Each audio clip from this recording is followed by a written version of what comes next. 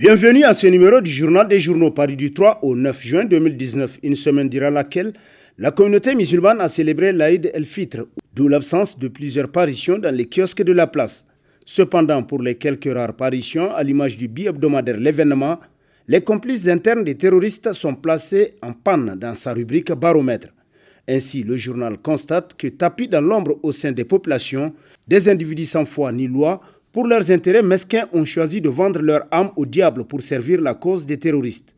Mais grâce à l'efficacité de la police et des services de renseignement, ces malpropres sont en train d'être dénichés de leur cachette selon le bi-hebdomadaire qui nous apprend davantage que leur traque a bien commencé, car la population a bien compris que tout individu suspect doit être dénoncé, comme ce fut le cas pour les complices arrêtés lundi dernier à Niamey. Cette collaboration avec les forces de défense et de sécurité doit continuer et se renforcer afin que les complices de ces forces du mal soient démasqués et pris en charge par les services compétents selon l'événement qui conclut « Il y va de notre sécurité ». Dans la même parution, le bi-hebdomadaire titre dans sa rubrique Nation, Défense nationale, qu'Allah Moutari force l'estime. Aussi, selon le journal, l'homme a innové en bousculant certaines postures néfastes de nos hommes politiques pour se rendre sur le front à Adramboukane à la frontière malienne. Un déplacement que le ministre Kalla Moutari a effectué pendant le mois de Ramadan pour retrouver ses hommes déployés sur les théâtres d'opération, partager avec eux leur quotidien difficile et leur témoigner du soutien sans faille du peuple nigérien dans la lutte qu'il mène contre les forces du mal selon le bi-hebdomadaire qui poursuit plus loin en espérant que cette action innovante du ministre de la Défense nationale puisse inspirer celui de l'Intérieur et faire sortir de son bunker le chef suprême des armées pour qu'il aille aussi à la rencontre des réalités du terrain. L'événement dit tout simplement bravo à cette œuvre utile de Kalla Moutari. Amère vérité, si l'ennemi de Hama Amadou, c'est Hama Amadou, l'ennemi du Niger et de son peuple, ce sont ceux qui entretiennent des relations avec des narcotrafiquants, les bailleurs de fonds du terrorisme et du banditisme transfrontalier, titre dans ses colonnes l'hebdomadaire satirique Le Canard en furie, pour qui, entre les deux, si les Nigériens doivent choisir, il n'y a pas match. Si Hama Amadou est loin d'être un ange qui est exempt de reproches, il reste que ceux qui le brocardent ainsi sont les pires gouvernants que le Niger ait connus. À tout point de vue, selon le satirique qui renchérit, le Niger sous Mahamadou Issoufou a ceci de répugnant que l'hypocrisie et la malhonnêteté ont tellement rongé les cœurs de beaucoup de nos compatriotes qu'ils ne trouvent aucune gêne à prétendre que ceux qui servent de parapluie à des trafiquants de drogue, alliés objectifs et confirmés des terroristes qui détournent des aides alimentaires à leur profit, sont meilleurs que les autres. Aller à la Mecque, offrir sur le dos du contribuable des iftars collectifs ne rendent pas un nom bon, selon le journal qui souligne que la bonté est dans le cœur. Ce n'est pas du maquillage que l'on fait dans des circonstances précises pour paraître ce que l'on est loin d'être. Dieu lui reconnaît les siens et il nous a donné des indications précises. Sur ceux-là, d'après l'hebdomadaire qui poursuit, ce sont ceux qui autorisent le convenable, interdisent le blâmable et concourent aux bonnes œuvres. Dire que le Niger actuel est truffé d'hypocrites, c'est peu dire. Remarquez que c'est bien cette gouvernance que prient et louent des exégètes musulmans, payés par mois sur le dos du contribuable nigérien, dont ils ont pourtant connaissance des misères vécues, autant dans les conditions de vie qui se dégradent qu'en matière de droits humains et politiques. Mais comme l'on ne sent pas les odeurs de ses propres aisselles, ils font des prêches sur les principes de la vie qu'ils sont les premiers à transgresser, d'après le Canard en furie, qui titre également en s'interrogeant à sa une « Perspective d'une base militaire émirati au Niger. Jusqu'où s'arrêtera Mahamadou Issoufou ?» Ainsi, le journal nous apprend que mené dans le plus grand secret, afin de leur donner une chance d'aboutir, les négociations portent selon le site d'information français sur l'installation d'une base militaire émirati sur le sol nigérien.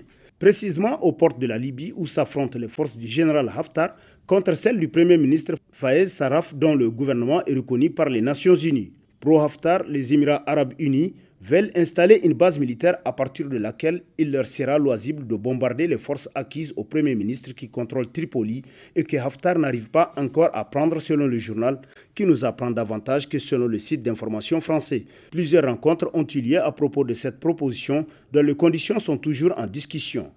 D'un véritable enjeu pour les Émirats Arabes Unis, mais plein de périls pour le Niger, l'installation d'une base militaire émirati sur le sol nigérien suppose un parti pris nigérien dans un conflit armé interne à un pays voisin. En fait, si Haftar bénéficie du soutien des Émirats Arabes Unis, le Premier ministre libyen, lui, est soutenu par d'autres pays, notamment le Qatar, ce petit pays du Golfe qui a été accusé par les Émirats Arabes Unis et l'Arabie Saoudite d'avoir une main liée dans l'expansion du terrorisme dans le monde. Autant dire que Niamey risque de mettre le doigt dans l'engrenage selon le Canard en furie. À l'image des dirigeants, titre pour l'éditorial de sa parution en date du 3 juin, le quotidien privé L'Enquêteur, qui rappelle qu'à l'image du Niger, ainsi le directeur général de la Nigélec a-t-il décrit l'entité qu'il dirige. À en croire Khalid Alassane, la société étatique d'électricité est l'exa-reflet de notre pays, c'est-à-dire sans moyens performants dans aucun domaine, à la traîne dans tous les secteurs et un avenir en pointillé, d'après le quotidien qui poursuit plus loin. En vérité, notre pays et son entreprise nationale d'électricité sont à l'image de leurs dirigeants. La piètre qualité des hommes aux commandes de l'État depuis 2011 explique l'anémie actuelle du Niger. L'image peu flatteuse qui renvoie à notre nation est imputable à l'inconséquence des responsables au sommet de la pyramide. La pauvreté généralisée, les secteurs sociaux de base éventrés, l'économie en berne sont autant de faits irréfutables dont la paternité revient en premier au président de la République. Le manque de perspectives d'avenir qui cloue la jeunesse dans un quotidien fait d'atroces douleurs morales et psychologiques est la preuve patente de l'échec des politiques publiques initiées par le président Issoufou Mahamadou. Tous les indicateurs sociaux et économiques sont à deux doigts du rouge, si ce n'est déjà le cas. En comparant la Nigélec à l'état végétatif du Niger, Khalid Alassane met à nu les tares de la gestion du régime en place, constate l'enquêteur. Échiquier Jamouria, l'errance des Fama a constitué l'un des titres à la une de l'hebdomadaire Le Nouveau Républicain, pour qui le parti d'Albadé Abouba était fait de briques et de brocs, d'une horde d'opportunistes qui profitaient de l'assise d'Albadé dans le système pour se réaliser, mais incapables de porter l'idéal pour lequel ils créaient le MPR. C'était pour ainsi dire un cocktail explosif fait d'hommes qui n'ont jamais su s'aimer, une certaine racaille qui ne vit que par ses calculs et par ses petits rêves de bijoux pour lesquels ils enviaient depuis des lustres, d'autres auxquels ils avaient hâte de ressembler selon le journal qui poursuit de Tillabéri à Niamey en passant par Dosso. Le parti d'Albadé est fait de ces hommes instables, capables de trahir à tout moment. Albadé a sans doute fini par comprendre que ces hommes n'étaient pas forcément dignes de confiance. Si la situation de Tillabéri et de Dosso sont dans la latence, à Niamey, les choses semblent se compliquer et se précipiter d'après le journal qui poursuit plus loin. Ainsi, des sanctions disciplinaires sont prononcées à l'encontre du président de la coordination de la région de Niamey. Ainsi, le sieur Amadou Salifou et son secrétaire général, M. Hamidou Garba, sont exclus pour 6 mois du parti. Comme l'hyène aveugle des récits de Diade Sekou, les deux aventuriers en disgrâce doivent faire face aux railleries d'un monde qui les regarde avec dédain, selon le Nouveau Républicain qui conclut et commence l'errance infernale. Football, congrès électif de la FIFA à Paris en France, le colonel-major Pelé à l'Élysée, félicité par le président Macron, titre dans sa rubrique sport, l'hebdomadaire Le Républicain, qui nous apprend que le président Emmanuel Macron a tenu à remercier le colonel-major Pelé pour les immenses efforts qu'il fournit pour le développement et la promotion du football au Niger. Vous avez pu qualifier votre pays à 2 CAN, une Coupe du monde de jeunes en Inde et organiser chez vous 2 CAN des moins de 17 ans et des moins de 20 ans. Bravo et courage, président, a fait part à Pelé le président Macron, tel que rapporté par le journal qui renchérit. Voilà des mots rassurants et qui mettent du baume au cœur des Nigériens. Mais sous d'autres cieux plus obscurs, cette présence du colonel-major Pelé au palais de l'Élysée va crever les yeux de certains faucons du football nigérien qui certainement auront du mal à avoir le sommet selon le journal qui poursuit. Être à l'Élysée n'est pas donné à n'importe quel vendeur d'illusions.